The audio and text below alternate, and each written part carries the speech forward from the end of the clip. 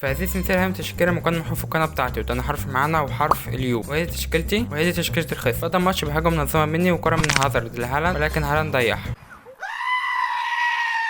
فكرت ما استسلمش وعملت حاجة منظمة تانية، وكانت كرة الفريز، وكان الفريز خد الكرة وراح سلم واحد صاحبه في المدرجات. تعبيط يا اسطى. وفي هذه اللقطة بسبب خطأ دفاعي جت كرة لهالاند خلته 1 في 1 مع الحارس وجبت الاول. الله اكبر عليك! ايه الحلاوة دي؟ وهنا حصل شوية فرق لغاية ما كنا ما حبيت تمسي علينا. بعدها جت كرة للفريز وشاطها في ايد الحارس. يا لهوي! راح لهالاند استلم الكرة ورجعها لايد الحارس برضه. فوق عليكم كتكون قرف. وهنا كرة من هازارد لميسي، ولكن المدافع مسي عليه والحكم عمل عبيط. احي احي! بعدها الخصم خد الكرة من نص الملعب وراح عمل هجمة ولكن ضيعها. بعدها عمل هجمة ولكن الحارس صدها، وعمل كمان هجمة ولكن برضه الحارس صدها. وهنا الحكم عمل عبيط، وعمل كمان هجمة وبرضه الحارس صدها، وعمل كمان هجمة وبرضه الحارس صدها. الله اكبر عليك!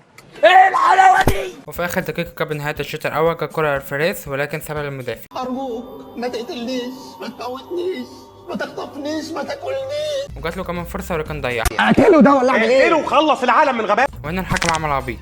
انا ما شفتهاش للامانه، انا ما شفتهاش. وعندما انتهى الشوط الاول لقيت الخصم انسحب. بعد اذنك كده بتبص للساده المشاهدين وقول لهم يعملوا لايك وسبسكرايب للموقع.